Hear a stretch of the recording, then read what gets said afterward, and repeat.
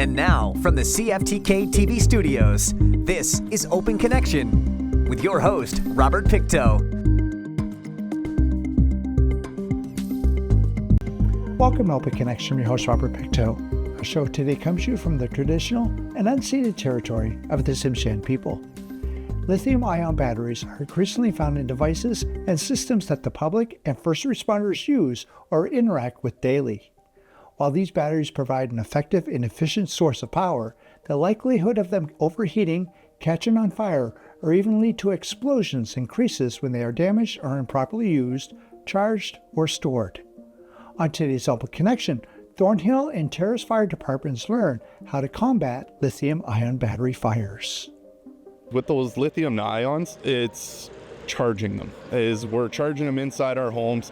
Once they're overheating, the acid inside the batteries, that's where those explosions and those fires are happening.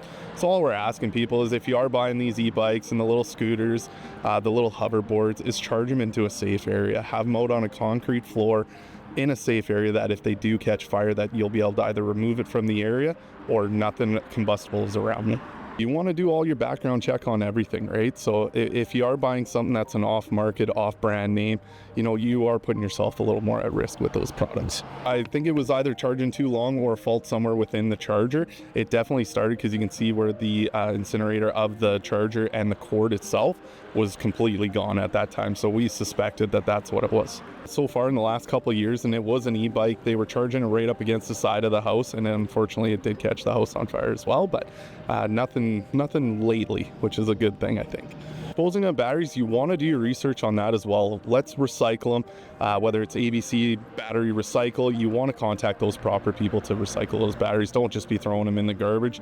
They end up in the landfill, and then again, if there's a problem with it there, that's where the fires will happen as well.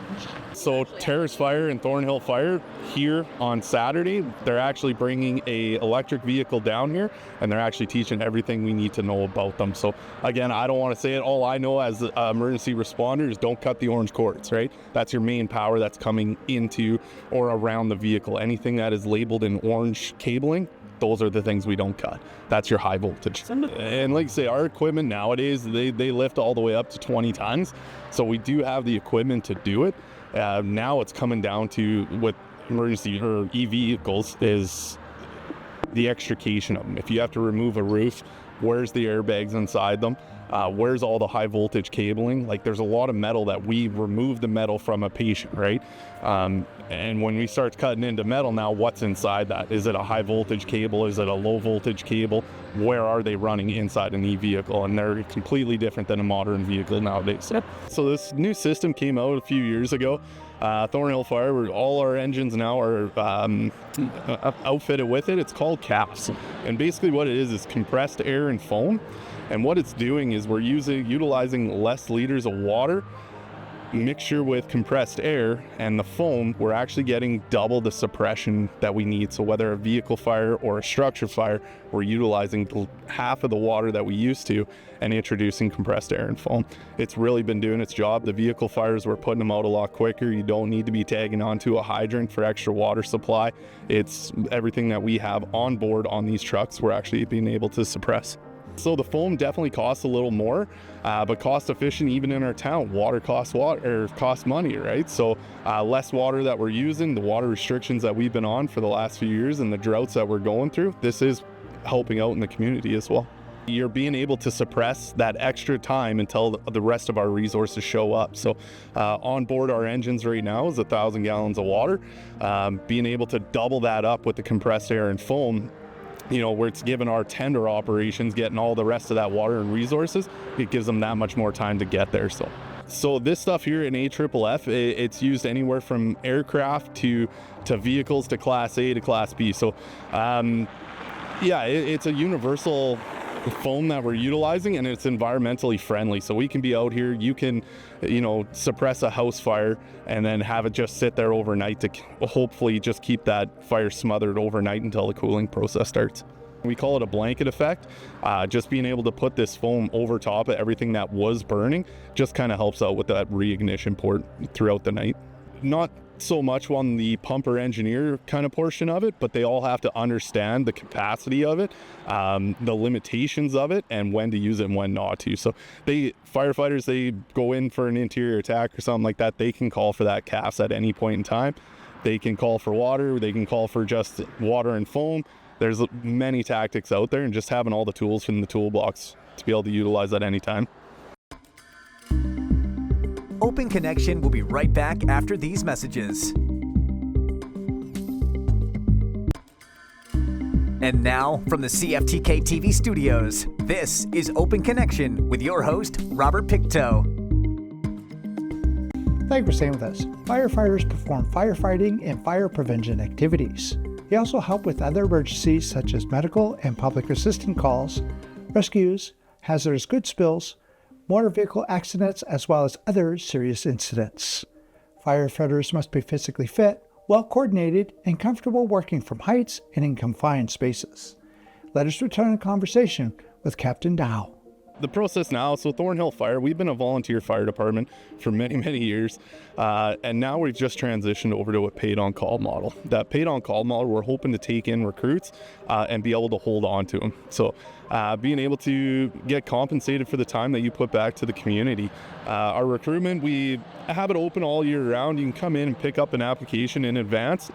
We only take the intakes for certain ones that are starting at a basic level. If you come in with experience, we can definitely get you onto the trucks and responding a lot quicker. But anybody that's coming in with no experience, basic, we're only doing intakes once a year. But that's a discussion we can have when you guys come in, grab an application. So we would like to get about another 20 more if we could. That would be kind of the optimal position for our department. We are making it work right now.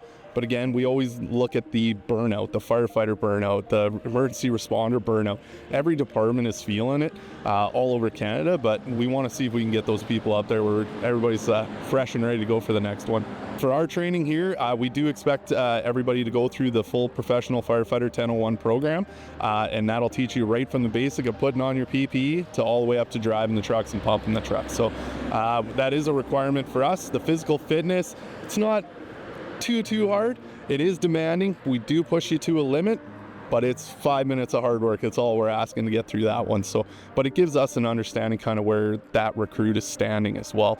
Are we going to put them up into a high rise, asking them to climb 11 stories, right? So it kind of helps us put and position firefighters where they need to be.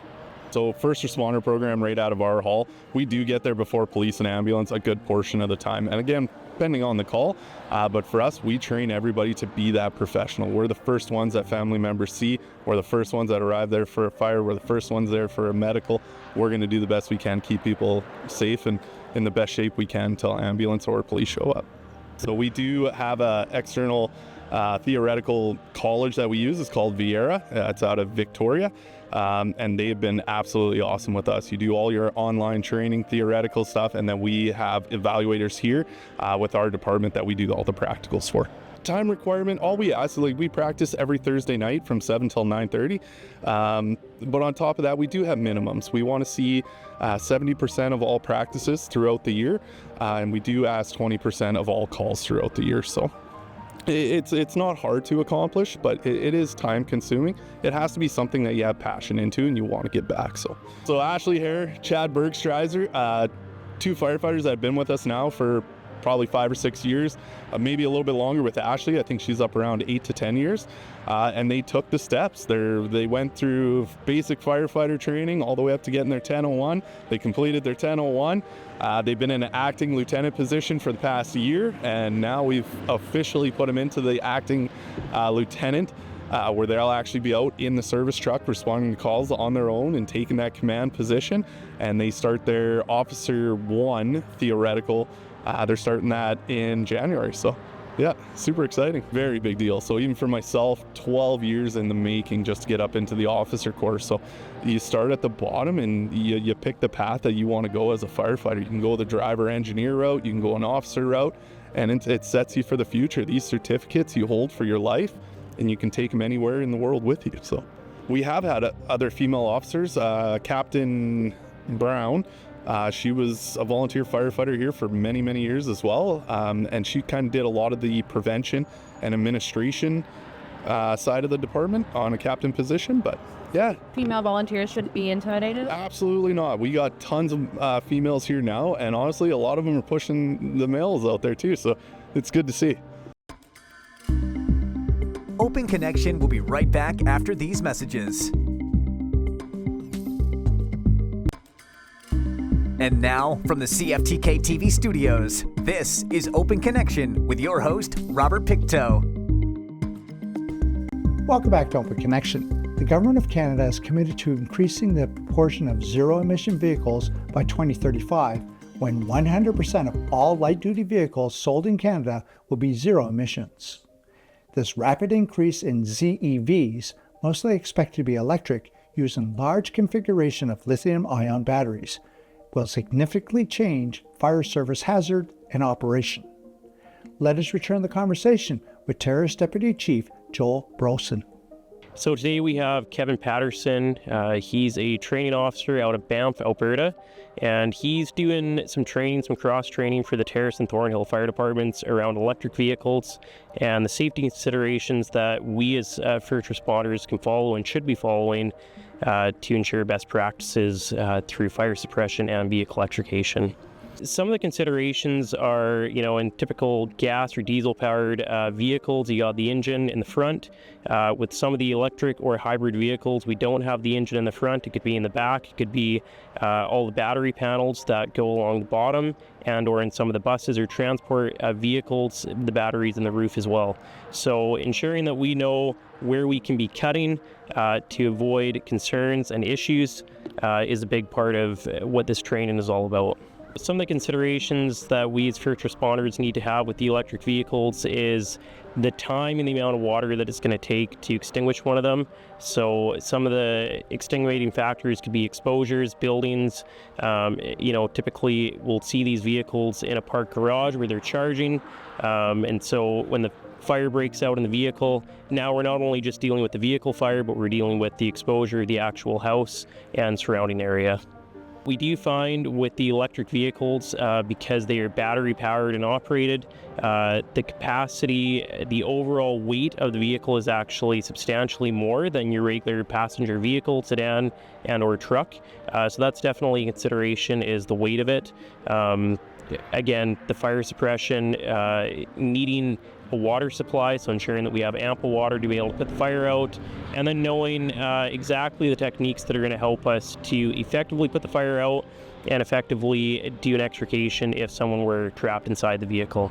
So with the electric vehicles, they don't necessarily create more of a concern, if you will, but with any vehicle, if you think about an onion and peeling the layers back, if we were to have an individual that was trapped inside the vehicle, our technique is always going to be the same, of starting from the person and kind of gradually opening it up so that we can safely and effectively get them out.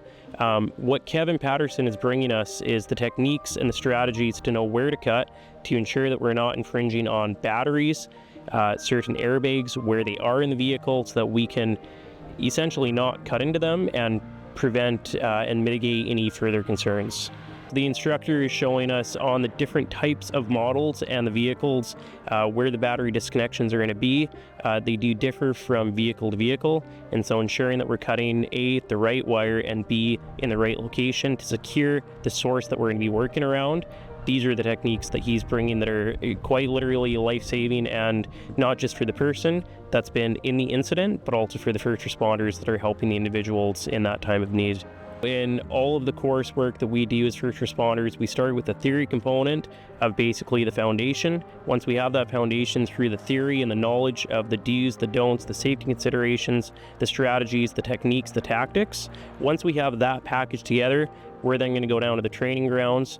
The deputy chief and the fire chief through Thornhill, myself with the fire chief through Terrace City, we'll go down with our members to the training grounds. We'll use real life vehicles, and we'll be able to put all the information that we've gained from this through into a practical scenario.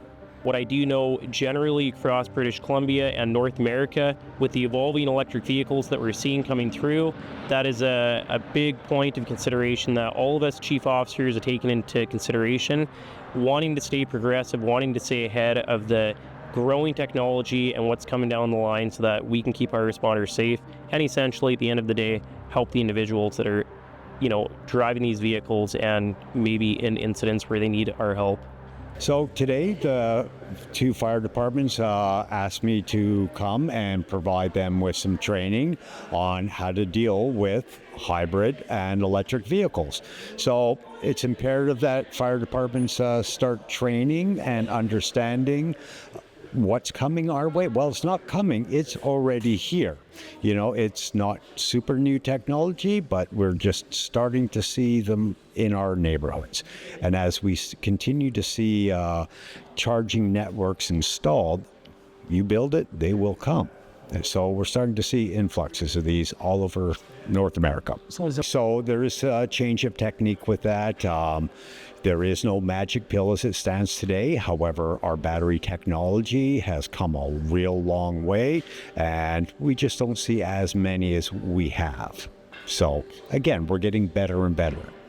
Some people were always complaining, well, these electric vehicles, look at the weight to them. Well, that's because they forgot about the Ford LTD Country Square station wagon back in the 70s and stuff that had the same weight. So typically, yes, your larger models are typically a bit heavier. They showed that on the Model 3 going underneath our new cabling systems and stuff. Yeah, but we have lots of other little vehicles on the road that would achieve the same thing. You just got to sort of watch what you're watching and information, right? So again, it's new to us, but not new. But it's just trying to get the information out to everybody. And ideally, what I want is everybody to go home at the end of the day safely. Read your operator's manual. Know what to do in the event of an emergency with these things. When we lose our low voltage on these vehicles, well, now all of a sudden our doors don't open. But there is mechanical ways to do so. Had we read the manual, it would have been uneventful. Yeah. Open Connection will be right back after these messages. And now, from the CFTK-TV studios, this is Open Connection with your host, Robert Pictou. The fundamental reason for conducting fire inspections is to reduce the risk of life and property losses from fire by identifying and causing the correction of those conditions which contribute to the occurrence and spread of fire. Fire prevention inspections are one of the most important non-firefighting activities performed by fire service. In this final segment of Open Connection, Terrace Fire Chief Chad Cooper. Our firefighters are able, upon a request, to come in and basically do a fire safety inspection. So they'll actually test your smoke alarms. They'll look for any frayed extension cords or anything that deemed electrical unsafe. Say in the situation where we have a structure fire that exposed past the actual origin of the structure and caught some forest on fire and then created a risk for the neighborhood, we would have Kim provide the outreach with our firefighters the following day and just advise those homeowners on how they can mitigate that wildfire risk around their property. We've actually seen a reduction in our structure fires throughout this year. It's been several months since we've had a working structure fire, so our hats are off to all the residents. They're being due diligent and making sure their home is fire safe, and we continue to provide outreach around the community, give them prevention tips, and we also give them insight on what the actual cause of the fire is. So it seems to have calmed a lot of nerves down when we see a house burn down and everyone's on edge on what was the cause and how can we mitigate this from happening again. So it's been well received. The firefighters love getting out into the community, providing that outreach, and even just having the children in the neighborhood come check out the fire truck while we're there, and we kind of reinforce with a positive attitude after a negative event. So we'd also like to highlight our Fire Safe program in coordination with the Office of the Fire Commissioner and BC Injury and Prevention Unit. So Terrace Fire Department receives 650 donated smoke alarms. So the Terrace Fire Department is offering free home inspections and installation and replacement of smoke alarms. So we want to provide residents with an avenue for the firefighters to come in and basically replace your smoke alarms free of charge. So they can contact us and schedule an appointment, and the firefighters will come in and take a look at your smoke alarms and replace them if needed. Commercial is mandated through the fire code. So this program is to prevent fire deaths or fire injuries by having working smoke alarms in private homes. Last 2023, we've seen a disturbing intake right across the province of BC with fire deaths. So with support from the BC fire chiefs and the fire commissioner, we're able to secure funding provincially to basically distribute out to fire departments these smoke alarms and provide a service where we can install some working smoke alarms and hopefully prevent fire injuries and deaths going forward. A small village of trailers has sprung up in the mountains about 86 kilometers southwest of Houston, or 120 kilometers southwest by road. 181 people are now living and working on site. They're logging, building roads, and other construction work. We started pouring the foundations of this building about a month and a half ago, and just started to erect the steel about 10 days ago. And the intent is to have this building all enclosed by the first week of December, so that we can continue to work inside the building during the winter months. And again, our intent is to have this whole complex ready to start operating by the end of September of next year. Work really kicked into high gear in late July when the courts threw out an injunction filed against the mine by the Cheslata Carrier Indian Band through the Sierra Legal Defense Fund. Despite the delay, Huckleberry officials figure they're actually below budget in the construction phase. What we have been able to do is acquire a lot of second-hand equipment. You know, we have purchased equipment, for example, out of Kitsault. We've purchased equipment from the Granal, from the Brenda mine near Peachland, also from the Samilco mine near Princeton. And by doing that, by purchasing used equipment, we reduce our capital cost. And as it stands now, we believe we could be as much as $10 million on the budget.